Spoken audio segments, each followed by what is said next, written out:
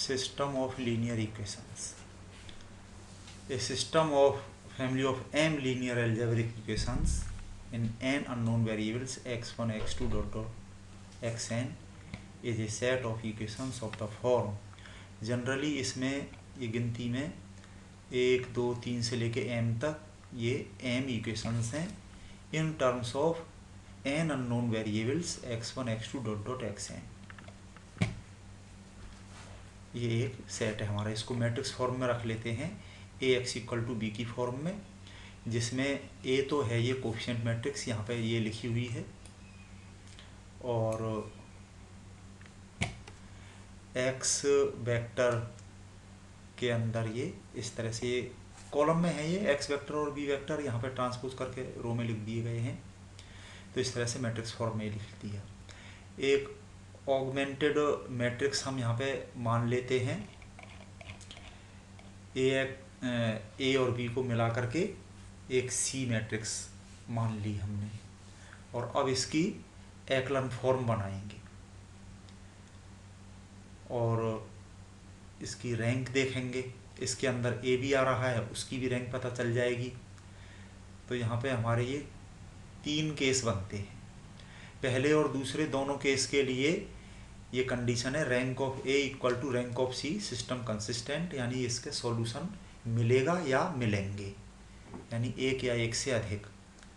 तो इसमें case first है unique solution if rank of A equal to rank of C equal to N number of unknown variables. तो इसमें system consistent है और unique solution मिलेगा. दूसरा केस है rank of A equal to rank of C. ये तो दोनों में सेम है कंसिस्टेंट की कंडीशन, और इसमें है ये rank less than N, number of variable से कम होगी ये रैंक. तो system has infinite many solutions. Arbitrary ले लेंगे कुछ, उसके टर्म्स में इनफाइनाइट मैनी सॉल्यूशंस मिलेंगे. और तीसरा केस है जब ए और सी की रैंक बराबर ना हो. तो सीधी सी बात है ए की रैंक कम होगी और सी की रैंक उससे एक ज़्यादा होगी, क्योंकि सी में एक कॉलम ज़्यादा है ए से, जिसकी वजह से ए और सी की रैंक बराबर नहीं है. तो इसमें हो जाएगा system inconsistent, then the system has no solution and it is said to be inconsistent. इस पे एग्जाम्पल कर लेते हैं. तो ये पहला एग्जाम्पल है. इसमें for what values of k the equations x plus y plus z equal to 1, 2x plus y plus 4z equal to k, 4x plus y plus 10z equal to k square have a solution and solve them completely in each case. तो इस system को हमने matrix form में लिख लिया ax equal to B की form में, और ये ऑगमेंटेड मैट्रिक्स सी मान ली हमने. The augmented matrix for the given system of equation is C equal to, ये इतना ए है कोफिशिएंट मैट्रिक्स, यहाँ से ये 1 1 1, ये रहा 1 1 1, ये 2 1 4, ये है 2 1 4, ये 4 1 10 यहाँ पे है. ये इतना कोफिशिएंट मैट्रिक्स ए है और इसके साथ में ये वेक्टर बी लगा लिया 1 के स्क्वायर, ये यहाँ पे लगा लिया. तो ये ऑगमेंटेड मैट्रिक्स सी हो गई. अब इसमें हम केवल रो ऑपरेशन करके एक्लन फॉर्म बनाएंगे. तो एक्लन फॉर्म बनाने के लिए यहाँ ये पोजीशन 1 1 पे जो एलिमेंट है इसकी हेल्प से इसके नीचे वाले एलिमेंट्स को जीरो करेंगे रो ऑपरेशन करके. तो इसकी हेल्प से यहाँ जीरो करने के लिए जितना यहाँ है उतना ही यहाँ पे बनाएं.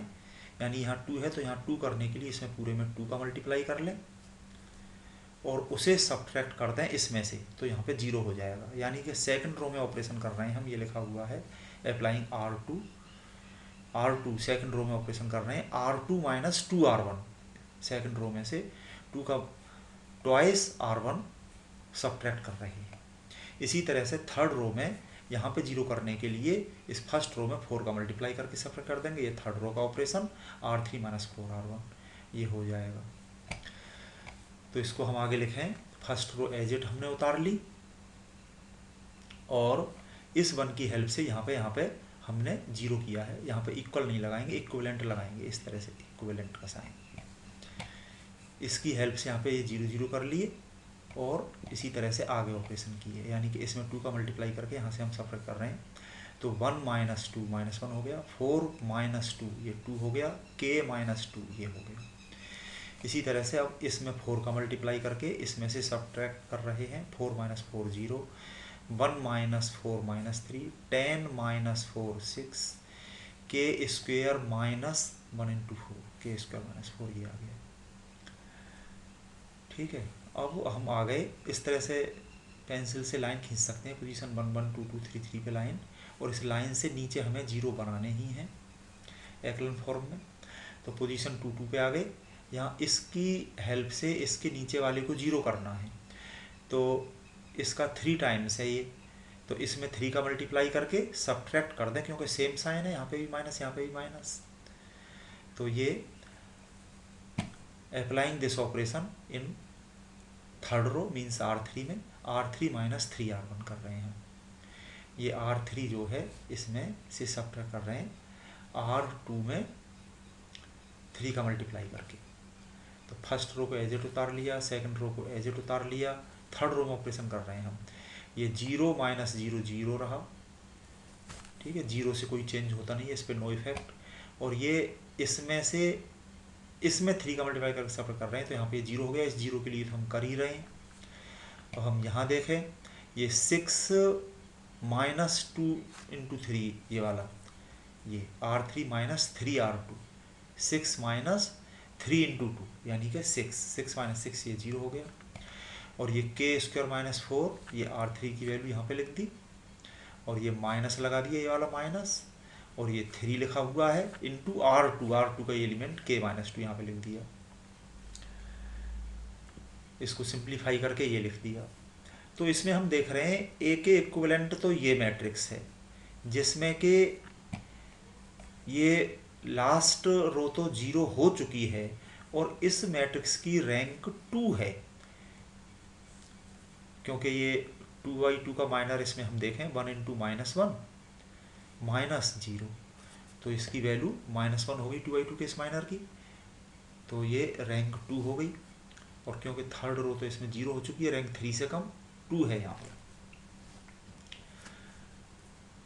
अच्छा, अब C की रैंक भी 2 होनी चाहिए। वो तब होगी जब ये वाली वैल्यू 0 हो जाए, ये वाली वैल्यू 0 हो जाए तो C की रैंक भी 2 हो जाएगी।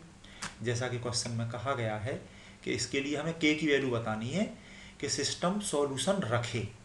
तो सॉल्यूशन तभी मिलेगा जब a और c की रैंक बराबर होंगी, और a की रैंक तो हमें 2 पता चल चुकी है। इस पूरे की c की रैंक भी, ये c के इक्विवेलेंट है, यहाँ पर इक्विवेलेंट का साइन लगाएं, इक्वल नहीं लगाना चाहिए। तो c की भी रैंक 2 होने के लिए ये वाला एलिमेंट 0 होना चाहिए। ये लिखा हुआ है the given system of equations will have a solution when rank of a equal to rank of c equal to 2, दोनों की रैंक बराबर हो, यानी कि 2 हो। तो यहाँ पर नंबर ऑफ वेरिएबल्स 3 थे, उससे कम हो गई है, तो इनफाइनाइट मैनी सॉल्यूशंस यहाँ पे हो जाएंगे। ठीक है, और इसके लिए it is possible when this element equal to 0, इसके फैक्टर हो गए और इससे k की ये 2 वैल्यूज आ गई। तो k की वैल्यू पूछी थी, ये आ गई k की वैल्यू, ये आंसर हो गया। उसके बाद ये भी कहा है कि and solve them completely in each case. यहाँ पे 2 केस बन रहे हैं, पहला केस k इक्वल टू 1 लें, उसके लिए सॉल्व करेंगे, दूसरा केस k इक्वल टू 2 के लिए सॉल्व करेंगे। तो पहले फॉर k इक्वल टू 1 लिख लिया हमने। तो जो हमारे ये C के इक्विवेलेंट ये मैट्रिक्स यहाँ पे थी, ये सिस्टम, इसको हमने उतार लिया k की जगह 1 करते हुए। ये फर्स्ट रो एज इट उतरी, सेकंड रो में यहाँ पर k की जगह 1 किया, तो ये 1 - 2 -1 हो गया। यहाँ पे k की जगह ये तो 0 हो ही जाएगा, k की जगह 1 और 2 दोनों से ही 0, इससे तो ये निकालिए। फिर हमने यहाँ पे लिख लिया, ये आ गया। अब इससे वापस हम इक्वेशन लिख लें जैसे इक्वेशन पहले थे। ये 1 × x + 1 × y + 1 × z equal to 1। दूसरा equation 0x - 1y + 2z equal to -1। अभी हमारे पास में 2 इक्वेशन है और इनमें अननोन 3 है, तो एक आर्बिट्रेरी यहाँ पर हमें लेना पड़ेगा। तो यहाँ पे हमने z को आर्बिट्रेरी ले लिया, और इससे y की वैल्यू z के टर्म्स में ये आ गई, और y की इस वैल्यू को हम यहाँ पे रख देंगे, y की इस वैल्यू को यहाँ पे रख दें तो इससे x की वैल्यू ये आ गई, और z है any arbitrary value.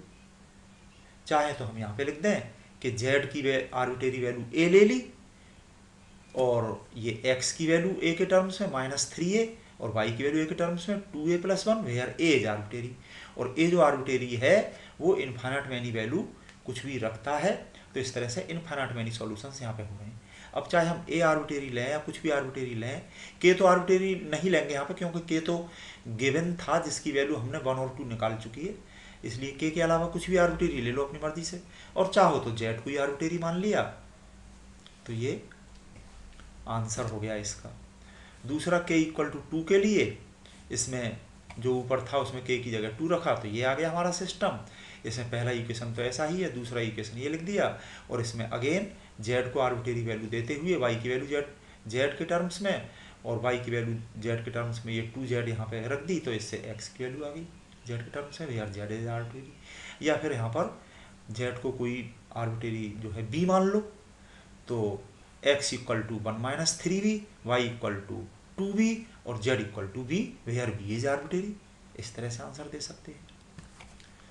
Next question ले रहे हैं यहाँ पे हम, test consistency for the following system of equations and if possible solve them. ये हमें यहाँ पे 3 इक्वेशन दे रखे हैं, इसमें 3 अननोन वेरिएबल्स हैं x, y, z। इनको ax = b की फॉर्म में लिख लीजिए और उससे ऑगमेंटेड मैट्रिक्स C बना ली, ये इतना a है और ये इतना b है। अब इसकी एक्लन फॉर्म बना ली, रो ऑपरेशन करके इसकी एक्लन फॉर्म ये बन गई हमारी। तो इसमें हम देख रहे हैं कि a के इक्विवेलेंट तो ये मैट्रिक्स है और b के इक्विवेलेंट ये पूरी है। इसमें ये थर्ड रो 0 हो चुकी है, तो ये a की रैंक 2 है और इस पूरे की b की रैंक भी 2 है, दोनों की रैंक बराबर है। तो ये सिस्टम कंसिस्टेंट है, और ये रैंक जो 2 है, नंबर ऑफ अननोन कितने थे 3, उससे कम है ये, तो इनफाइनाइट मैनी सॉल्यूशंस। अब यहाँ पे 2 इक्वेशन बन रहे हैं, 5x + 3y + 7z = 4, और ये दूसरा इक्वेशन 0x + 11y - 1z = 3, और तीसरा इक्वेशन तो इसमें सेटिस्फाई हो गया, 0x + 0y + 0z = 0 सेटिस्फाई, उससे मिला कुछ नहीं, उससे नहीं लिखा। तो ये 2 इक्वेशन है, इसमें y को आर्बिट्रेरी k ले लिया और y की वैल्यू k के टर्म्स में यहाँ रख के, y = k रख के z की वैल्यू आ गई k के टर्म्स में, और ये वैल्यू हमने y और z दोनों की वैल्यू यहाँ पर रख दी k के टर्म्स में, तो इससे हमें x की वैल्यू मिल गई। अब इन तीनों को एक लाइन में लिखना है, x = इतना, y = k, z = इतना, where k is arbitrary. k arbitrary की टर्म्स में इनफाइनाइट मैनी सॉल्यूशंस यहाँ पे हमें मिल गए। Next question 3, test consistency for the following system of equations and if possible solve them. यहाँ पर ये हमारे पास 4 इक्वेशन है, 3 unknown variables x, y, z के टर्म्स में। ax = b इस सिस्टम को लिख लिया और ऑगमेंटेड मैट्रिक्स C ली हमने, इसमें ये पूरा a यहाँ पे आ रहा है और b यहाँ पे आ रहा है, a और b को मिला करके ये मैट्रिक्स C ले ली। अब इसमें रो ऑपरेशन करके इसकी एक्लन फॉर्म बनाई, जो कि एक्लन फॉर्म यहाँ पर ये बन चुकी है। इसमें हम देख रहे हैं कि लास्ट की ये 4th रो तो 0 हो चुकी है, और यहाँ पर ये इस तरह से है। ये a को देखिए, a के इक्विवेलेंट ये जो मैट्रिक्स है ये अपर ट्रायंगुलर मैट्रिक्स बन रही है, इसका इतना ये डिटर्मिनेंट आएगा 1 × -2 × -1, यानी कि नॉन जीरो, तो इसकी रैंक 3 होगी। वैसे भी देख लीजिए एक्लन फॉर्म बन चुकी है और इसमें 3 नॉन जीरो रो हैं, तो रैंक 3 है a की, और ये पूरा C है, C में भी वही 3 नॉन जीरो रो, तो C की भी रैंक 3 है। तो rank of A = rank of C = 3 number of variables. तो ये पहला केस हो गया, the given system of equations is consistent and have a unique solution. अब ये इक्वेशन यहाँ पे लिख लिए, x + y + z = 6, 0x - 2y + 1z = -1, और ये -z = -3, और लास्ट इक्वेशन तो z = 0 सेटिस्फाई हो गया, उसे छोड़ो। ये 3 इक्वेशन हो गए, और इनसे बैक सब्स्टिट्यूशन से सीधा हमें लास्ट इक्वेशन से z की वैल्यू आ गई 3, इसको हमने इसमें रख दिया सेकंड लास्ट इक्वेशन में, तो इससे y की वैल्यू आ गई। इन वैल्यूज़ को हमने इससे ऊपर वाली इक्वेशन में रख दिया, तो इससे x की वैल्यू आ गई। फिर इनको एक क्रम से लिख लेना, पहले x, फिर y, फिर z, ये आंसर आ गया। सिस्टम कंसिस्टेंट है, सॉल्व कर लिया, यूनिक सॉल्यूशन आ गया। ये पहला केस है। इससे ऊपर के दोनों सवाल सेकंड केस के किए। और थर्ड केस नो सॉल्यूशन वाला यहाँ पे दे रहे हैं हम ये, और इसी तरह से और एग्जाम्पल हैं ये क्वेश्चन, इनको करके इनके आंसर मिला सकते हैं इसी तरह से जैसे अभी किए थे। और ये इस क्वेश्चन में ये तीनों केस हैं, no solution, unique solution, infinite number of solutions होने के लिए इसमें जो आ रहे हैं ये लैम्डा और म्यू, इनकी वैल्यू पूछी गई है। Determine for what values of lambda and mu the following equations है। ये तीनों चीज़ यहाँ पे लिखी हैं, इनके अलग अलग जो तीन केस बनेंगे। तो इस सिस्टम को x इक्वल टू बी की फॉर्म में लिखते हुए ऑगमेंटेड मैट्रिक्स सी की एक्लन फॉर्म बनाई, और उससे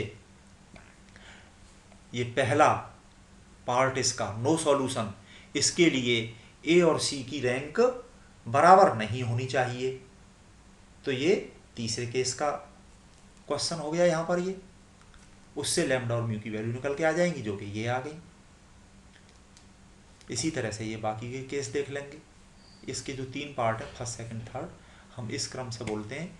ये फर्स्ट केस तो ये है जो सेकंड पार्ट है इसका यूनिक सॉल्यूशन, सेकंड केस ये है, थर्ड पार्ट जो है इसका इनफाइनाइट नंबर ऑफ सॉल्यूशंस, और ये थर्ड केस है जो पहला पार्ट है नो सॉल्यूशन। तो ये इसमें तीनों केस आ रहे हैं, तीनों केस का सवाल है ये। तो नो सॉल्यूशन हम यहाँ से देख सकते हैं। इस सवाल को करें, इस तरह के एग्जाम्पल करें अच्छे से, और अपनी प्रॉब्लम पूछें।